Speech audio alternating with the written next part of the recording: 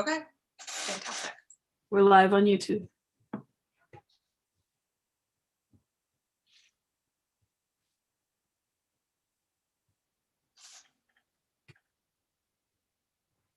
And we're live.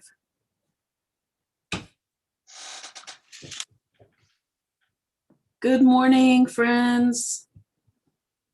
Happy Saturday.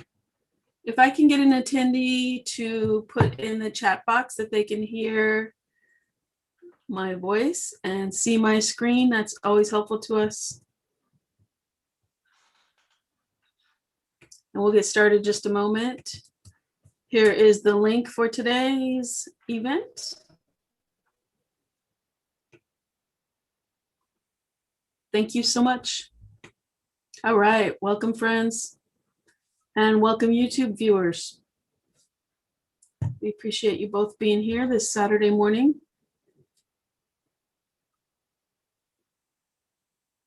We'll give it just one more moment for the room to fill.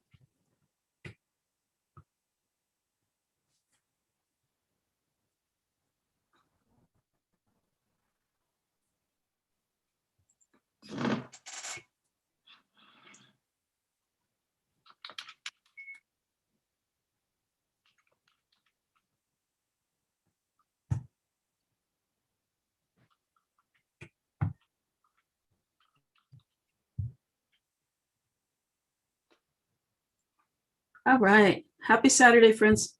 I'm happy that you are here today joining us for this Saturday morning event. And this event is a partnership with the SF Environment, the Department of the SF Environment. And it is climate change, the top 10 things we should know as San Franciscans. We do have a few events lined up, a few more events lined up with San Francisco's Department of Environment, so please join us for those. We want to welcome you to the unceded land of the Ohlone tribal people and acknowledge the many Ramaytush Ohlone tribal groups and families as the rightful stewards on the lands in which we reside and work here in the Bay Area.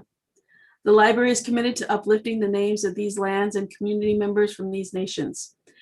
We encourage you to learn more, read more, go to events about Indigenous and First Persons and land rights. And that link that I put in the chat box has a lot of info.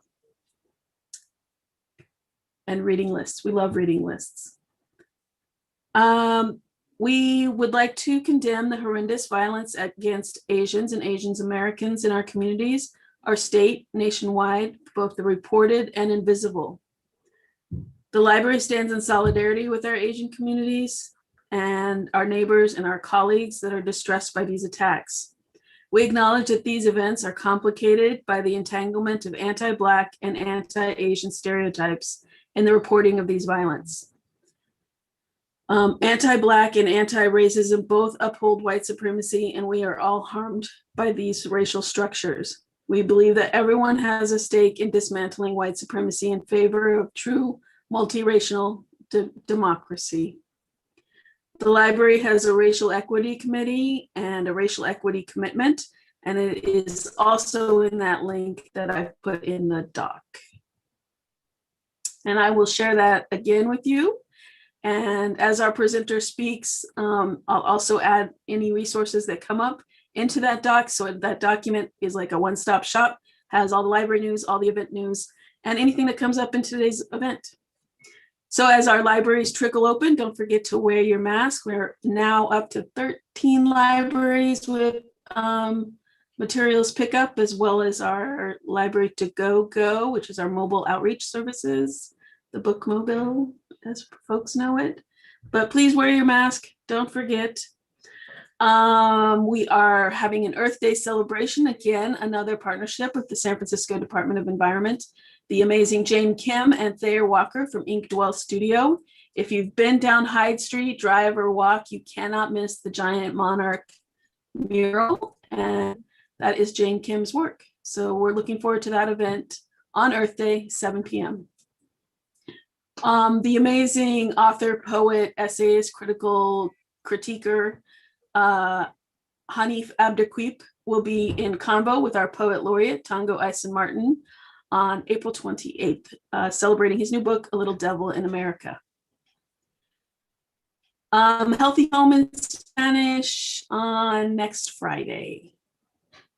And next Saturday, 10 a.m., we'll be talking about edible food recovery during the pandemic. And again, with the Department of Environment. So join us for this one. I'm really looking forward to this. It's going to be a full panel of amazing humans. So come join us. We are still celebrating our One City, One Book campaign. And this has been Chanel Miller for her book, Know My Name.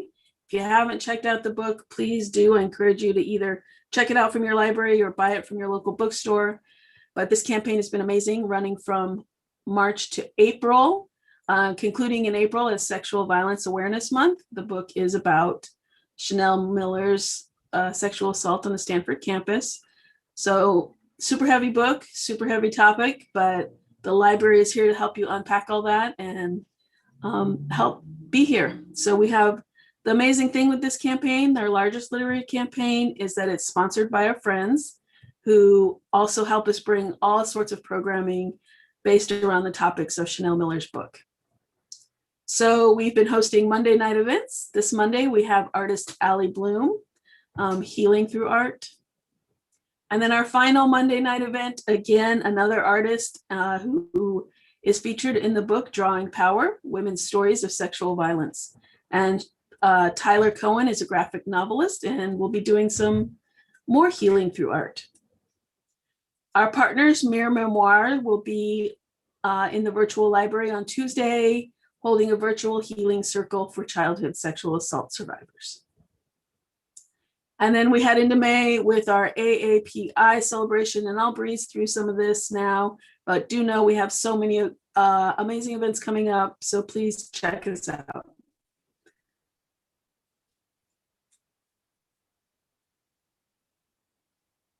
Tresse, if you don't know this graphic novel, it is now optioned for a Netflix release too. So come check our website. All of this is almost all AAPI. Some great partnerships. We're working with Total SF from the Chronicle to host Aaliyah Vol's book, Home Baked, My Mom, Marijuana, and the Stoning of San Francisco.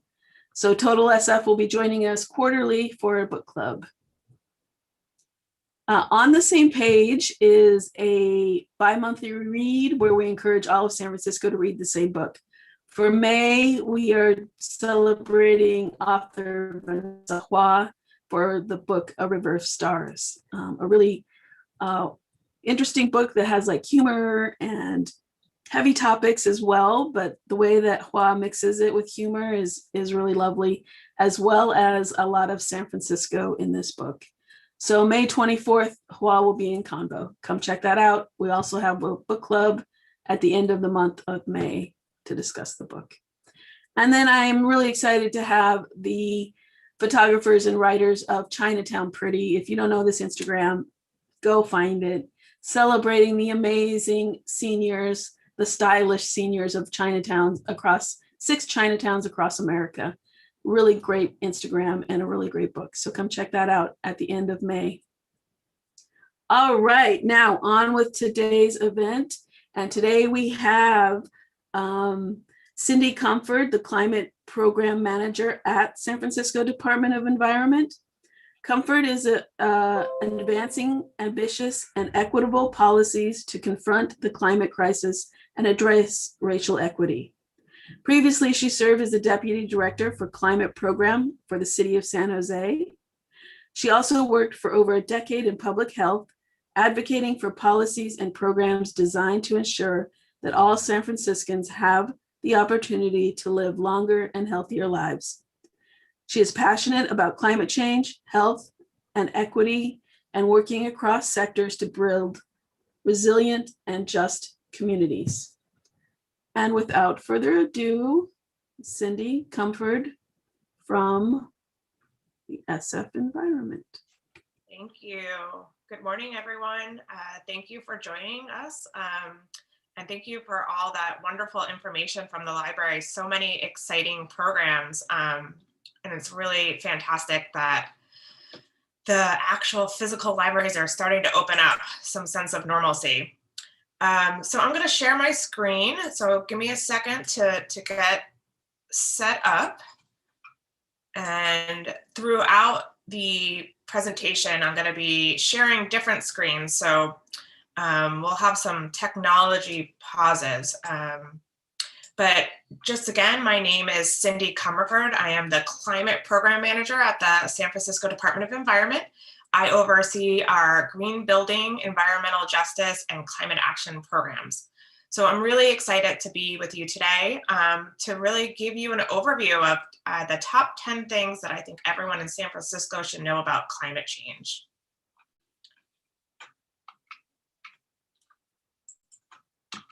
And so I know we heard a land acknowledgement, but if people can bear with me, I would love to read our land acknowledgement that we developed, especially for the Department of Environment.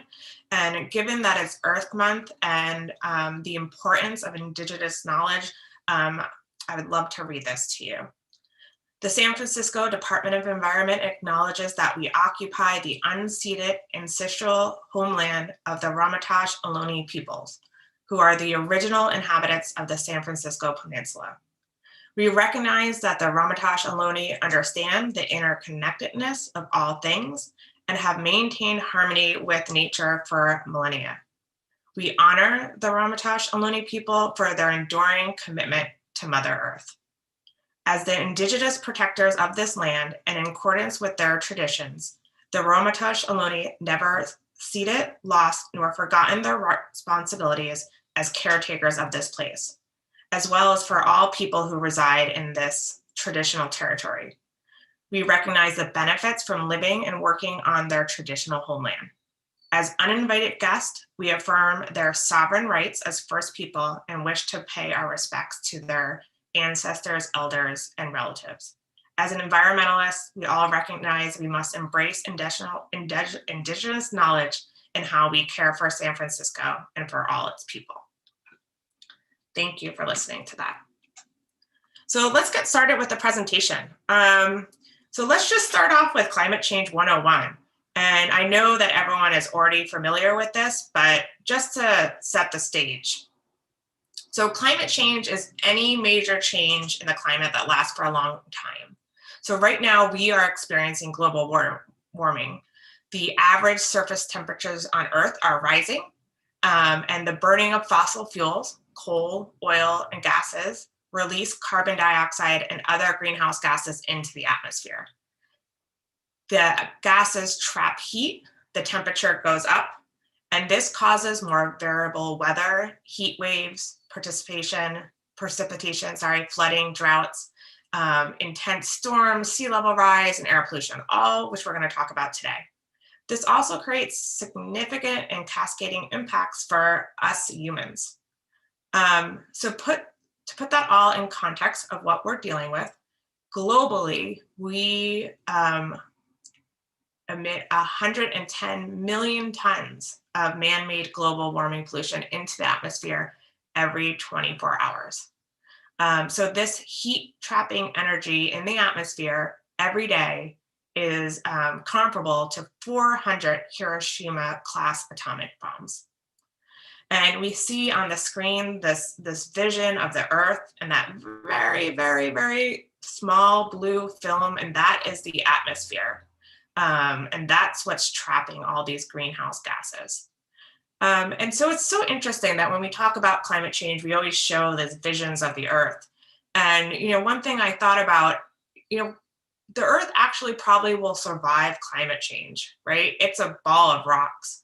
But what's not going to survive is the people and our ecological systems. And so we really need to start to center climate change around people. And to drive climate action, we need to harness the power of our communities, and we need to create a new paradigm around solving climate change, placing people in the middle. And providing education is a really important component of doing that. So it's important to note that climate change is happening right now. It's not something far off into the future. And we have seen about 1.35 degrees in Fahrenheit increase in temperatures. And that might not sound like a lot, but it's had dramatic impacts on our health already. So the World Health Organization estimates that the climate change has obviously been occurring since the 1970s and has caused over 140,000 excess deaths annually. And this was just by 2004. This data is a little old. And the direct damages to health is estimated to be between $2 to $4 billion a year. The greatest impacts of climate change haven't been experienced in San Francisco, but more in sub-Saharan Africa and Southeast Asia, both because the amount of climate change in these regions has been significant and because these regions are home to extremely vulnerable populations that are already suffering from poverty, malnutrition, and high burdens of different types of infectious diseases. So as a result, these countries and these regions and populations have had a little ability to deal with climate change with all of the extra challenges that they are facing globally. So climate change has a wide range of outcomes, and I'm going to discuss some of the most salient climate change impacts in San Francisco, their effects on exposure, their subsequent outcomes, and the changes from these exposures. And I don't have time to go through all the climate impacts, but I'm going to go through the top 5 examples in San Francisco. And when we talk about climate impacts, there are direct impacts, such as having an increase in temperature caused by like warmer winters and springs that lead to changes in vector-borne diseases. But there's also indirect impacts, such as drought that cause food insecurity by having poor agricultural output. And I'm not going to go into these indirect impacts as much. They're very far-reaching and they're very important. Just to give an example of one that I just found very fascinating and horrifying at the same time was war, being an impact of climate change. Just to give an example, there was some very compelling evidence that the global warming really exacerbated the historic drought that happened in Syria. And this caused almost 2 million people in rural areas to move to cities because of loss of job and production of food. And this created serious conflicts. There was water shortages, skyrocketing food prices, and then a lot of social chaos that really led to political unrest. So I'm going to focus on kind of the more traditional impacts of climate change, but I do want everyone really to be aware of how far-reaching they can be. So I'm going to start off, I'd like to do a little exercise. I'm going to stop sharing my screen for a second. And I'm going to put a website in the chat. And it's a polling website just to get an idea of what everyone on this call is most concerned about. So let me stop sharing my screen for a second. And the website is menti.com. And if people can go to the website,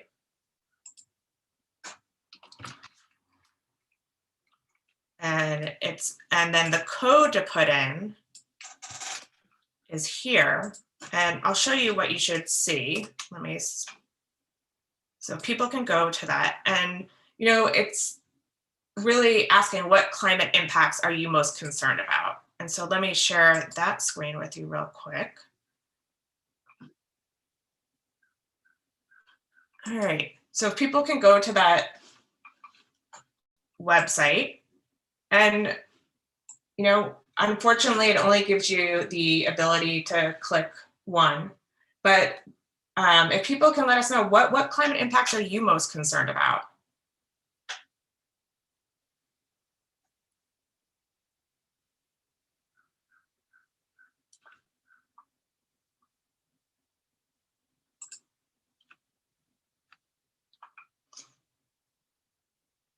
And so I'll give everyone a second to kind of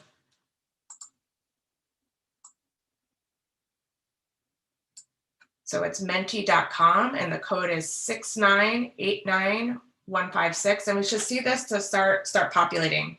So I'll give it a minute for people to kind of look through the different impacts and put in what you're most concerned about.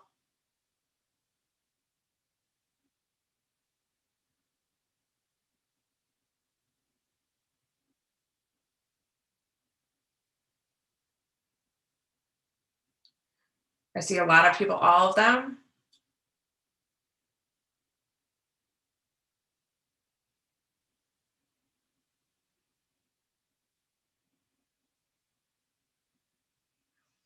And I'll give it another couple seconds.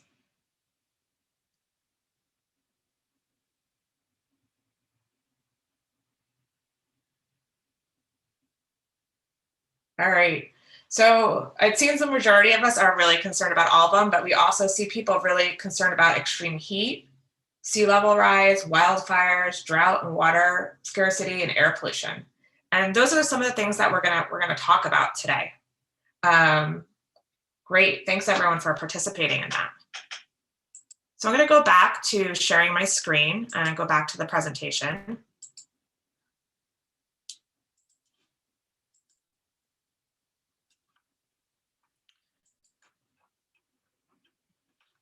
So the first climate impact I'm going to talk about is extreme heat. And many people don't know this, that extreme heat causes more deaths annually in the US than any other extreme weather event combined. And in San Francisco, when we start to look at climate projections, we're expected to see up to 40 extreme heat days by 2050 and 90 by 2100. And in San Francisco, an extreme heat day is classified by the 98th percentile of kind of temperature days in San Francisco. And so that's 85 degrees. And most people in San Francisco are like, what? 85 degrees is not an extreme heat day. But it's really important to understand that San Francisco has a very temperate climate.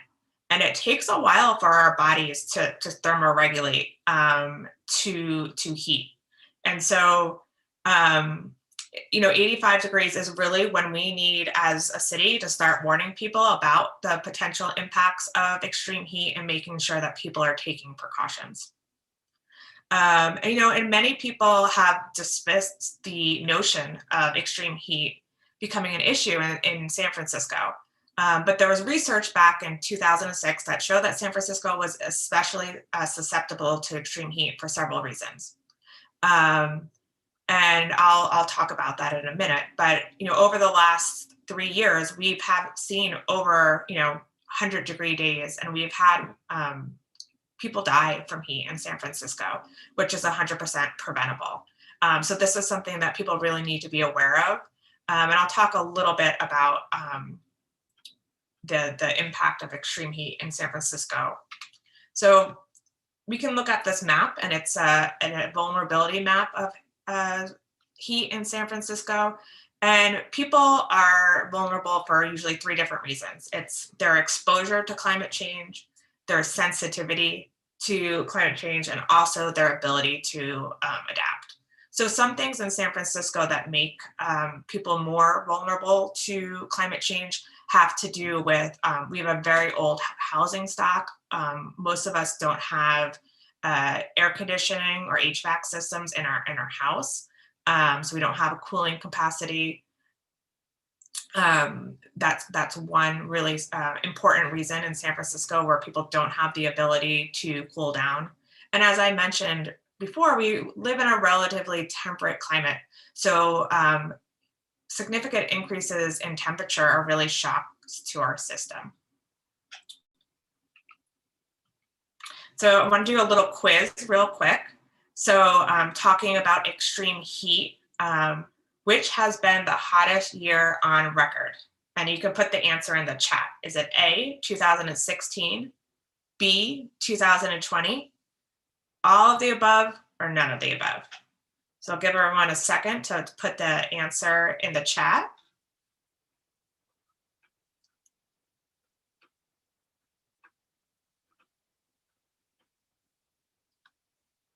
So this is a little bit of a trick question. So 2020 essentially tied 2016 for being the hottest year on record. So technically the answer is C, all of the above. They are both correct. And so we are seeing record-breaking temperatures, for the last 20 years, and each year seems to outcompete each other for being the hottest year on record. So next I'm going to talk a little bit about air quality. So poor air quality leads to both respiratory disease, increased asthma and allergies, and also cardiovascular disease. Worldwide, there's a significant health cost from air pollution, which is expected to get worse for climate change. And this slide shows just the healthcare cost for climate pollution and poor air quality in the US have estimated to be between 2.7 to $5.4 billion a year.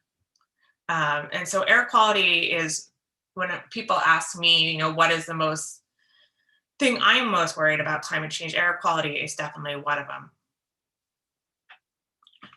And if we go to the next slide, we can even see, if we look at this slide, shows the cost of mortality as a percent of GDP. And we can see in the United States, it's around 3%. And in 2018, I believe the GDP in the United States was around $20 trillion. So if you end up taking 3% of $20 trillion, it's a significant cost. So air pollution is a significant burden and impact, and climate change is just making it worse. Air pollution related health impacts in San Francisco are largely influenced by the proximity to high traffic corridors and industrial areas. And this is also where people of color and low income residents are disproportionately located. So in addition to the largest increases in ozone levels from climate change will occur in these areas where it's already high. So also communities that are currently most exposed will suffer the most from these changes. So groups that are less capable of dealing with health impacts like children, older adults, those who have little protection from air quality, like people who are homeless or work outside, are most vulnerable to the climate impacts from air quality. Also, when we start to look at extreme heat and look at the urban heat island effect, that also influences air pollution, and meaning that areas that are dense urban areas will be hit harder with these air quality changes. And we also tend to see the areas on the map that are kind of in the bright red also have the highest rate of preventable hospitalizations related to air quality, which is chronic obstructive pulmonary disease and also asthma. And then over the last years, we've also seen some additional air quality events here in San Francisco from wildfires. And the most direct impact of wildfires on San Francisco is the health impacts associated with smoke that might drift into San Francisco. So wildfire smoke is particularly harmful to human health. The gases in particular matter that constitute wildfire smoke can cause respiratory ailments and can really exacerbate pre-existing health conditions by triggering asthma attacks, worsening chronic lung disease, or heart disease. Wildfire smoke is also highly allergic, and again, really impacts young children and the elderly. So next I'm going to talk about sea level rise, another impact. So we see on the slide it says flooding has gone up fourfold and there's no reason to believe it will go down. And the primary reason for increased flooding is really around sea level rise. And we can see the causes of global sea level rise can be roughly split into three categories. So the thermal expansion of seawater as it gets warmer, the melting of Iceland or glaciers, which most people are very familiar with, and lastly, the changes in the amount of water that is stored on land. So San Francisco as a peninsula surrounded by water on three sides is very susceptible to sea level rise. And I'll go to the next slide. We can expect sea level rise to be about 24 inches by 2050 and about 66 inches by 2100. And if we're going to look at sea level rise with a bad storm or something that we typically refer to as storm surge, we can potentially see 66 inches from increase by 2050 and 108 inches by 2100. These projections are in the upper range, but we've already seen 8 inches of sea level rise this century. And so, sea level rise is a huge economic cost. You can see the different areas of the city that will be most impacted by it. The city, the planning department, the mayor's office are starting to address these issues and really looking at more adaptation measures. So seawall, how do we change our building codes? We also get inland flooding too. So even though sea level rise predominantly affects the coast, because we've paved over a lot of underground rivers, when we have bad storms, we do see inland flooding that is also very costly and has health impacts. So next I want to talk about extreme weather and that we've seen in San Francisco. And one thing that we've really been impacted by is droughts. And drought is kind of these boom and bust cycles in weather is another impact of climate change. And what we're going to see is we'll see longer times without rain. We'll also be getting rain in shorter increments, which I'll talk about in a little bit. But we've just got out of a drought, and years of drought really impact our surface water flows and cause our reservoirs to drop significantly below where we need them to be. The last drought severely impacted California's economy. I mean, I think it was estimated and over $500 million was lost in hydropower production, and maybe close to $3 billion for croplands production. And it also, as we have drought, our water and wastewater services, the rates increase. I think for the last drought, it was estimated about $10 a month for the average household. And so there's just a significant amount of impacts from drought. And we've also seen kind of this interactions between droughts, higher temperature, or forest management, and how this also all feeds into the greater intensity of our wildfires. So in addition to looking at kind of drought, we can look at this screen, and this screen kind of shows that we're looking to see extended periods of drought from 2023 to 2042. And what we're expecting, even though we won't see probably less precipitation, we'll get it in shorter amount of times. Most of our weather, our rain in San Francisco comes from these atmospheric river storms where we get like a lot of rain in a short amount of time. And what we're going to see is we're going to get more rain in shorter period of times, which increases flooding. And we're not able to store that water because we don't have the reservoir capacity. And then we also see those significant impacts that we saw this winter, mudslides, we saw part of Highway 1 dissipate. So kind of these extreme weather patterns that are going to be more frequent because of climate change. And then the last thing I want to talk about is just, who is impacted by climate change? And every single person on this call will be impacted by climate change. I'm sure many of us have already experienced the impacts of climate change, but there are some people who will be more vulnerable to the impacts. And this really includes the poor, the elderly, infants, children, those with pre-existing medical conditions. That's especially true of heat and air quality, and also people with mental health conditions. And reducing disparities is such an important part of our climate justice agenda. Equity is a very important component of our climate change, and we need to be able to address racial equity around with climate change.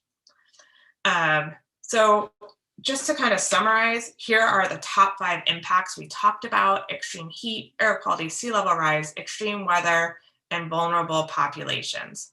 And so that kind of concludes the doom and gloom part of the presentation. I'm sorry that was not uplifting, but I want everyone to know, be educated about the impacts and how, and what we need to do to protect ourselves. So we're gonna take a quick break and we're gonna watch a video, and I wanna kind of try to move to being more positive, because although we see these horrible impacts from climate change, solutions do exist. So I'm gonna share a video with you. And then after the video, we're gonna do a quick exercise, and then we're gonna talk about the top 5 solutions to climate change.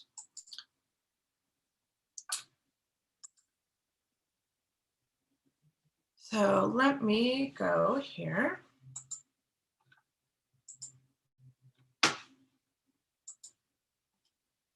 So I'm gonna play this video. On Christmas Eve, 1968, astronaut Bill Anders snapped a photo of the Earth as Apollo 8 orbited the moon. Those three guys were surprised to see from their eyes a planet looked like an Earthrise, a blue orb hovering over the moon's gray horizon with deep oceans and silver skies. It was our world's first glance at itself, our first chance to see a shared reality, a declared stance, and a commonality, a glimpse into our planet's mirror. And as threats drew nearer, our own urgency became clearer as we realized that we hold nothing dearer than this floating body we all call home. We've known that we're caught in the throes of climatic change, or some say will just go away, while some simply pray to survive another day. For it is the obscure, the oppressed, the poor who, when the disaster is declared done, still suffer more than anyone. Climate change is the single greatest challenge of our time. Of this, you're certainly aware. It's saddening, but I cannot spare you from knowing an inconvenient fact, because it's getting the facts straight that gets us to act and not to wait. So I tell you this not to scare you, but to prepare you, to dare you to dream a different reality where, despite disparities, we all care to protect this world, this riddled blue marvel, this little true marvel, to master the verve and the nerve to see how we can serve our planet. You don't need to be a politician to make it your mission to conserve, to protect, to preserve that one and only home that is ours. To use your unique power to give next generations the planet they deserve. We are demonstrating, creating, advocating. We heed this inconvenient truth because we need to be anything but lenient with the future of our youth. And while this is a training in sustaining the future of our planet, there is no rehearsal. The time is now, because the reversal of harm and protection of a future so universal should be anything but controversial. So, Earth, pale blue dots, we will fail you not, just as we chose to go to the moon. We know it's never too soon to choose hope. We choose to do more than cope with climate change. We choose to end it. We refuse to lose. We do this and more, not because it's very easy or nice, but because it is necessary. Because with every dawn, we carry the weights of the fates of this celestial body orbiting a star. And as heavy as that weight sounded, it doesn't hold us down, but it keeps us grounded, steady, ready, because an environmental movement of this size is simply another form of an Earthrise. To see it, close your eyes, visualize that all of us in this room and outside of these walls or in these halls, all of us change makers, or in a spacecraft floating like a silver raft in space, and we see the face of a planet anew. We relish the view, we witness its round green and brilliant blue, which inspires us to ask deeply, wholly, what can we do? Open your eyes, know the future of this wise planet is right in sight. Right, and all of us trust this earth uprising. All of us bring light to exciting solutions never tried before. For it is our hope that implores us at our uncompromising core to keep rising up for an earth more than worth fighting for.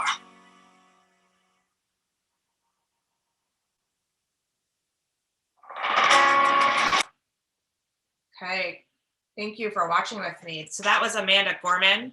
That was the poet that spoke at President Biden's inauguration, and just a really uplifting, inspiring video. And I want to ask everyone here to go back to the Menti website, so menti.com, and the code is the 6989156. And let me know what gives you hope about climate change. And so you have an option to put in a couple words. So I'll give everyone a couple of seconds. And I'd love to get some feedback on what people think they're hopeful for.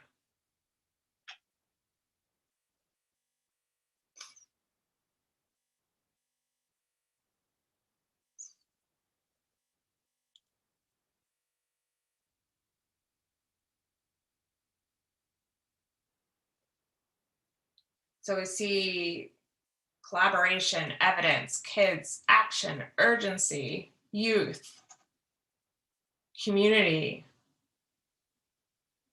radical ideas, beauty, awareness, renewable energy. Oh, this is great.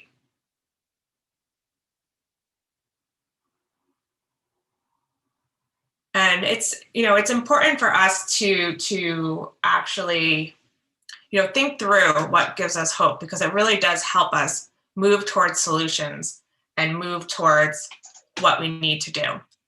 So I'm gonna go back to my presentation. Thank you everyone for those great answers. I love that word cloud. I'm gonna save it. I'm gonna share my screen and I'm gonna start talking about climate solutions.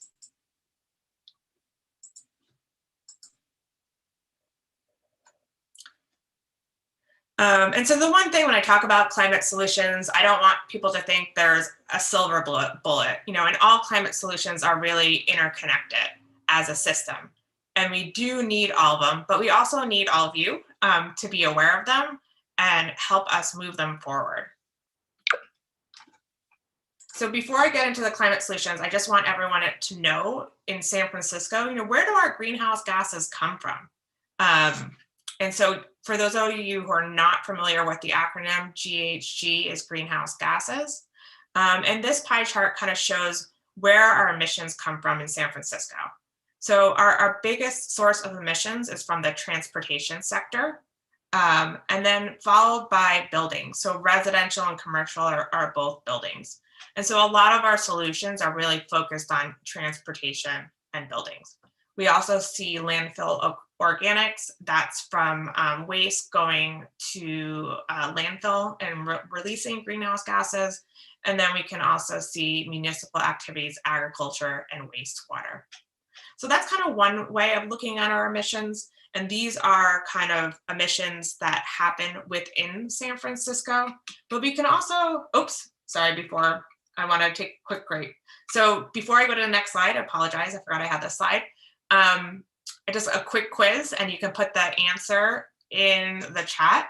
So which of the following is a greenhouse gas? So A, it's carbon dioxide. B, that's methane. C, water vapor, or all of the above. I'll give everyone a second.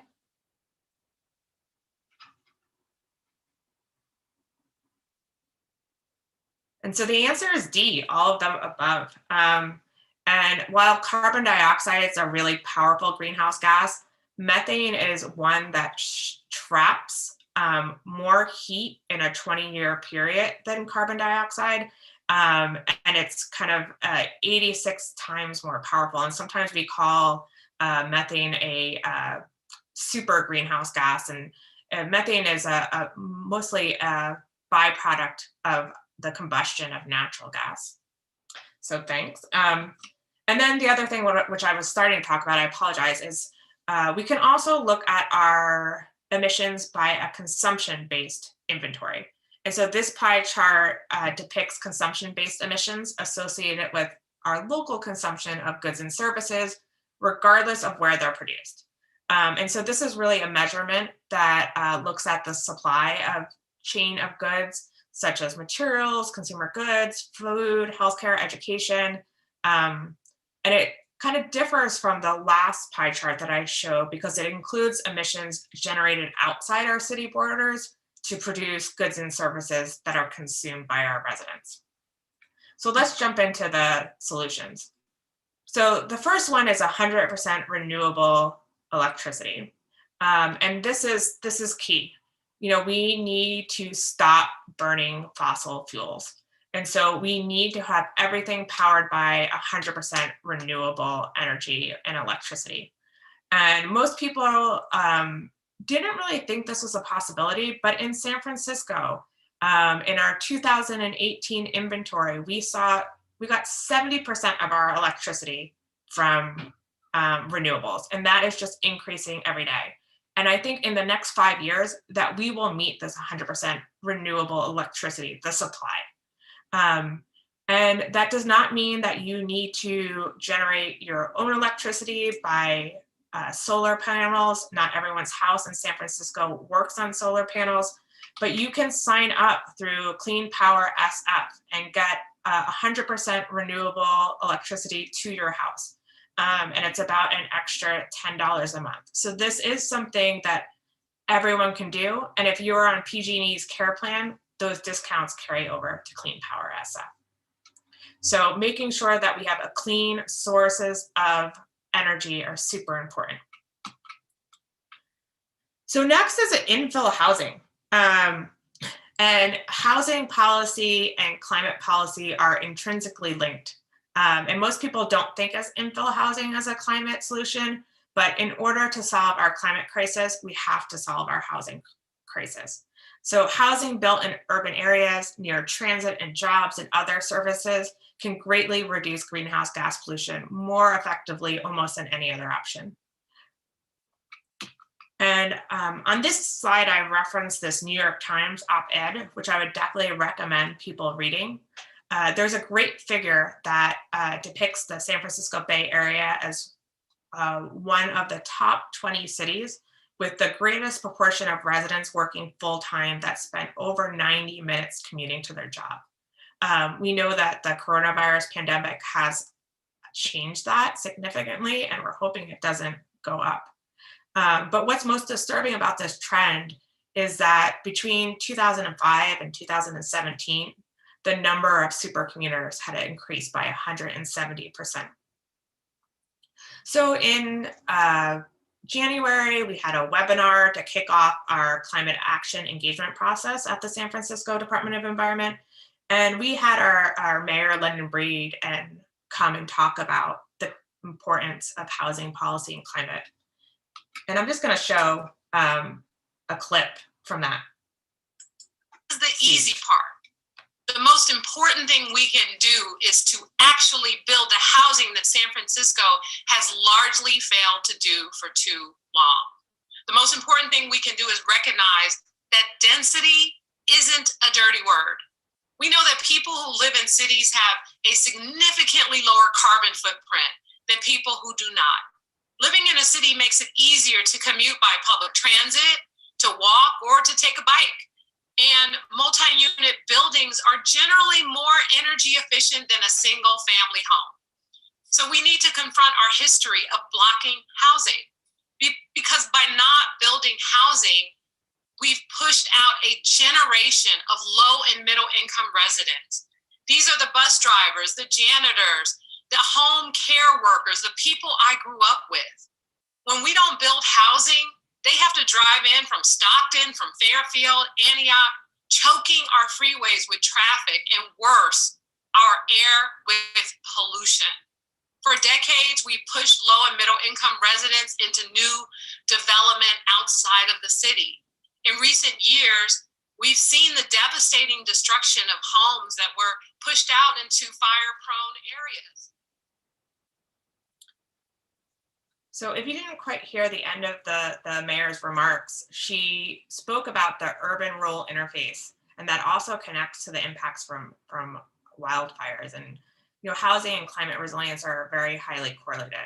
And just lastly, before I move on to our next solution, the compounding crises of climate change and housing affordability really disproportionately impact our low-income communities and communities of color in San Francisco.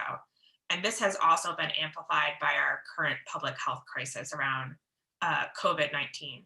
And really expanding affordable housing is a real opportunity in San Francisco to address multiple challenges.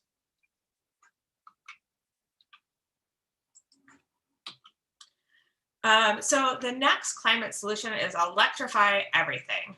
And for those of you who haven't heard that, if we get all of that renewable energy and electricity I talked about, we have to replace the technologies that run on combustion, such as gasoline vehicles and natural gas heating and cooling, with alternatives that run on electricity. And that includes electric vehicles, shown on this slide, and all of kind of the appliances in our houses. So we can get our, we need to get our appliances that are now all electric. And the need for electrification has been well understood by climate experts for a long time, but I think it's not as commonplace for the public. And the consensus on this is fairly new. And for decades, the conventional wisdom had really told us the opposite, that electricity was dirty and the process of generating it and transmitting it involved substantial losses. And the best thing was really to burn fossil fuels on site and increase energy efficient devices. But now we know that's wrong. And we're really, now that we're able to have 100% clean, renewable electricity, there's really a pathway to electrification. So one thing is really about our cars, and I'll talk about that a little bit. I'm not suggesting that everyone goes out and buys an electric car, but I think if you need to buy a new car, that's something to think about.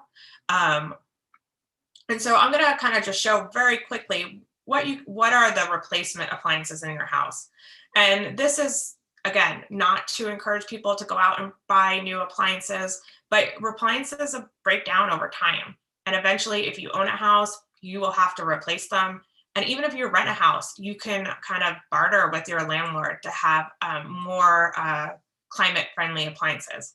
So I'm not going to talk about solar and battery storage in houses. Great if you can afford it, but that's challenging. Same thing with EV charging. The city is going to really expand its EV charging over time.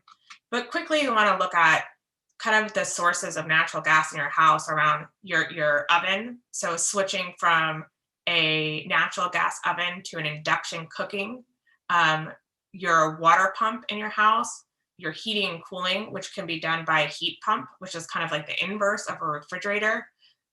Electric dryers are widely available on both residential and commercial scales. So it's really making sure for our house that we're getting that 100% renewable electricity and then switching out our appliances to electric appliances. So next I'm going to talk about mode. So those actually were the easier climate solutions. And one of the more challenging ones is around mode shift. And forecasts really indicate that it is just not possible to reduce total greenhouse gases from the transport just from technology alone. And that we really need to try to get people out of single occupancy vehicle trips, which is really hard. We would need people to take lower carbon forms of transportation. So public transportation, walking, biking, which I know does not work for everyone, but it's a really important thing that we need to look at. And so we need to look at policies that really encourage this. And one of the most successful policies, which I know is not popular, but is such an important climate policy, will be congestion pricing. So pricing levers are one of the most successful ways to get people to drive less. And so that's something that's really critical. And the onus is really on the city to make a safe places for people to walk and bike, to have a world-class transportation system. And then, also if people do need to drive, moving towards electric vehicles and providing that charging infrastructure for our residents. And our last climate solution is really to create a circular economy. We consume too much and waste too much in the United States. In 2019, the world threw away nearly 300 million tons of plastic. which is equivalent to the weight of the total human population. I think scientists have anticipated by 2050 there'll be more plastic in the ocean than fish. And also, 1 year of electronic waste weighs about 50 million tons. And while there's far too many people going hungry, we still waste a third of all of the food that's produced. So it's not just about consumers buying too much and recycling too little. Our global economy is built on this kind of take or make waste model where natural resources are extracted, used, and then they end up as waste. And it's such an inefficient model. And it's really pushing our planet to the brink. It's driving this climate crisis and really depleting resources we need to have a more equitable and thriving economy. So creating a circular economy is really important. Specifically, some materials that we want to look at. I talked about food and plastics, but also steel, aluminum, and cement. Really important. And while I said I was only going to do 5 solutions, I just want to sneak one in. We did talk about reducing food waste, but also really embracing more plants in your diet. Shifting to a diet rich in plants is a demand side solution, which I don't like to talk about. I like to talk about more system solutions. But, a diet with a steep climate price with meat, it's 1/5 of our global emissions. And cattle were their own nation, they would be the 3rd largest emitter of greenhouse gases. So reducing meat and embracing plants is also a really important climate solution. And so I just want to go through the solutions I talked about were 100% renewable energy, infill housing, electrifying everything, mode shift, and creating a circular economy. Then I also added in the bonus solution around food waste and plant-based diets. So those are really systemic issues, and I don't want people to feel discouraged that they can't do it. So, what could you do right now to help fight climate change? So A, divest from fossil fuel companies. B, engage in the science of climate change. C, vote for political candidates who will advocate for climate-related policies and legislations. And I think everyone here knows the answer is D. So even if you're not at a point where you're embracing new technologies and making these changes, everyone can do all of these things on this slide. So everyone still has a really important role. So for the next couple of minutes, I just want to give you a quick overview before we conclude of what San Francisco is doing. And then I know there will not be time for questions, but I will put my email address in the chat. And then if people have questions, I'm happy to respond to emails. So San Francisco, the last time San Francisco had a climate plan was 2013. So we are in the process of updating our climate action plan. We just concluded at the end of March, very robust community engagement. And we're in the process of taking all that feedback we've heard and revising our actions and strategies. And our climate action plan in San Francisco will paint a picture of what we need to do to meet our emission goals and really having concrete strategies and actions. And a lot of them are based on the kind of those top 5 solutions I talked about. And so we'll be looking through sectors, through energy supply, transportation and land use, housing, building operations, responsible production and consumption, which really gets at creating that circular economy and reducing waste, and also healthy ecosystems. And we are hoping to have a final climate action plan out this summer. And we will be introducing new legislation also in the very near future to really revise San Francisco's climate action goals to make them more ambitious and in line with science-based targets, and making sure that San Francisco is doing its part to reduce global climate change.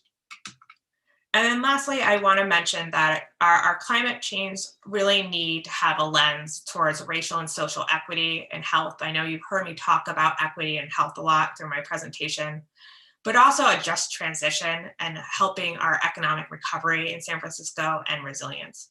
And so as we look at our climate solutions, we not only want to evaluate them on their greenhouse gas reduction potential, but making sure that we're addressing racial and social equity, that there's equitable distribution of the benefits, and that we're eliminating disparities, making sure that we are looking at all of the health impacts, especially to our most vulnerable residents, and that our climate change will improve health. We want to make sure, as we're creating economic opportunity for all, and that we're preparing San Francisco for meaningful work as we transfer to a low carbon economy. And lastly, we want to make sure that our climate actions not only support the reduction in fossil fuels, but also adaptation and resilience. The ability for us to anticipate, prepare for, and respond to hazards of all types will improve our climate resilience and help us take better steps to cope with these risks. So I want to thank everyone for coming to today's presentation. You can learn more information about our climate endeavors at sfenvironment.org/climate plan. You can email us at this address. I will, when I stop sharing the presentation, I'm going to do two things. I will put my email address in the chat, and then also I'm going to put a survey. If you can take an opportunity to take a quick survey, we like to collect demographic information to make sure that we are serving the diverse residents of San Francisco. Taking the survey will also allow you to enter into a raffle for a gift card. So I'm going to stop sharing. I will put this survey in the chat. I will put my email in the chat, and thank you so much for listening today. I really appreciate it. And then I just want to wish everyone a happy Earth Day. Thank you.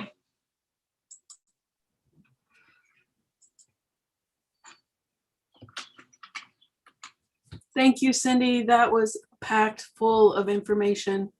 And you did not take it total to the doomsville. So thank you for that, and providing us solutions that we can all take part in. There's lots of links in the chat box, friends. And I'm going to put one more time the link to today's document, which has all of the links that Cyndy and folks in the chat also added to. And you can watch this event again on YouTube. And please fill out the survey. It always helps folks know what's happening and how we can best serve you. So yes, join us again. Be here for Earth Day night. And everyone, you have a lovely Saturday. Cyndy, thank you so much. SF Library Community, we miss you. We love you. Thank you. And Cyndy, your host, so you have to hit end. Okay, great. Goodbye, everyone. Take care.